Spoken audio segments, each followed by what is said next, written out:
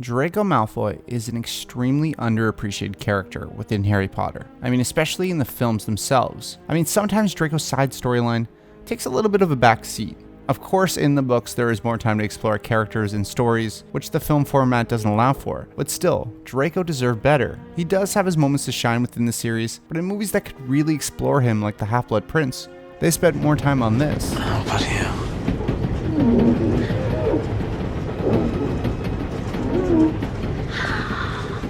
Now, I especially like Draco because he's so conflicted. He's not all good or bad, he's somewhere in between. He's a little bit more complex than the rest of the characters. Tom Felton did a wonderful job portraying his internal struggle and how the character isn't so black or white. How do you know what I am? I've done things that would shock you. You trust me. I was chosen. I always felt like he didn't have his moment to shine in the end, and specifically in the Battle of Hogwarts. He has that moment in the Room of Requirement where Harry turns back for him and saves his life, and there is that moment of pause where he isn't sure what he's going to do. Is he going to go back to his parents' side and the side of Voldemort, or stay where he is? I love this little moment, and I love how you can see without any dialogue how conflicted Draco is. Now, don't get me wrong, I don't dislike the original ending, and I understand why him and his family would just flee afterwards. But there is one change that almost happened in the films that would have taken Draco from conflicted villain to remorseful hero. That is, when Harry wakes up and comes to, he runs from a shocked Voldemort, and Draco at this point stands there. Now, what I'm talking about is a deleted scene where Draco doesn't stand there. Instead, he takes action, and in this moment, he throws his wand to Harry as Harry flees. Potter! Draco! Now, I did comment on this scene in a previous video I made about the Harry Potter scenes that should not have been cut, but I wanted to discuss this one a little bit further, because it would have given so much more meaning to that epilogue section of the films. If Draco would have done this, and they wouldn't have cut that scene, Draco would have been fully redeemed as a character. Now, I don't think this would have been an all is forgiven moment between Harry and Draco. They would go on to live separate lives, but when we meet back in that epilogue scene, it would be that moment of recognition and the moment of understanding and respect between the two, rather than just showing Draco glance at Harry. It would have been great to see a subtle head nod, showing that respect, that understanding, and a reminder of what Draco's life could have been without Harry. It shows us more character development and completes a story arc completely. It comes to that conclusion, that realization, much more than the original, which has much more development happen off screen. Now, I understand why they went this way. It is more lifelike. But in this moment in the film, we as the audience already know Harry is alive.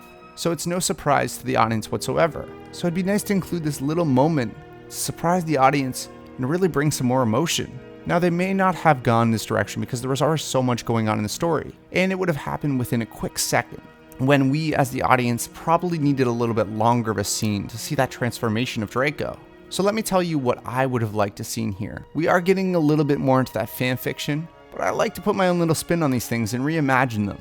So this is what I would have done with the end of Harry Potter if Draco had a different turn. Now, instead of Draco throwing the wand, we get the normal version, just slightly different. Voldemort realizes Harry's alive, the Death Eaters start fleeing, but instead of seeing Draco and his family fully leaving, we see Narcissa and Lucius running away, and Lucius calling, saying, "Come, Draco." Cut back to the normal story without ever having seen Draco leave. So there's that question in the air. Cut back to Harry and Voldemort, everything we normally see. Now, one of the only complaints I have with the final film, as wonderful and as great as it is, towards the end, it's extremely predictable. I know exactly what's going to happen from beat to beat. We all know from the first film that this is our ending, Harry and Voldemort. Now, I want to slightly change that. I want everything to take place as it normally does, but in that final moment when Harry and Voldemort are facing off and we've seen everything come into fruition, I want Harry to be overtaken by the sheer strength of Voldemort. Harry has faced him multiple times in the series, and always kind of gotten lucky. I want to show why Voldemort's so powerful, even in his weakened state. He's really no match, and especially for someone who's still a student. I want to show Voldemort's magical mastery and him dominating Harry. Harry should be at the end of the ropes, loses his wand, when who enters screen? None other than Draco Malfoy. He has his wand in his hand, and he takes that moment to show where his alliance truly stands. As he casts his first spell against Voldemort, there's a pause. Voldemort's taken back, and then we see Draco just take out his anger. He starts yelling and screaming at him as he throws spell after spell. how he manipulated his family, how he was forced to do horrible acts, how he turned him from a child to an instrument of murder.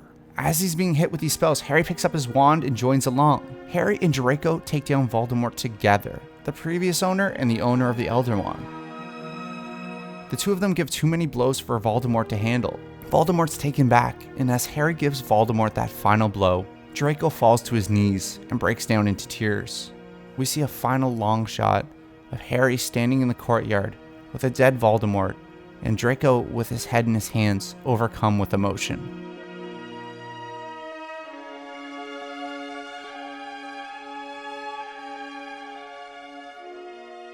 Now this is obviously a different version of what we got. Some fans won't like it because they only want to see Harry and Voldemort. But if you look back to the first movie, it's always been about Harry and Draco and Harry and Voldemort. His adversary in school and out. Scared, Potter? You wish. I think we would have to spend a little bit more attention in the films on Draco's storyline, but this could be a wonderful end to it. And I think it really brings the character's arc to a close in a really emotional way, both for Draco and the audience. I know this series is Harry's story. I mean, it's called Harry Potter, but Draco deserved better, and honestly, a much more interesting end. So thank you for listening, and let me know what you thought of my ending. I kinda think it would be really interesting to see. Not necessarily better, but interesting. As always, thank you for watching. Please check out my other videos in my recasting of Harry Potter. I just actually recasted the founders. And as always, thank you to my patrons, Adam Gray, Jeremy Jacobs, Jenny Edwards, Gabe Marshawn, Colleen West, Marco Perry, Roland, Aidan McShane, Shalon Hudson, Kieran Hunt, George Conan, Brandon Warner, Sweevy, Alex Tao, Derek B. Bell, Jacob Wolf, Alexander Gardulo, Rachel Kilker, James Rogers, Archie Steffen, and Greg R. Davidson. Thank you for your support, guys, and I'll see you in the next video.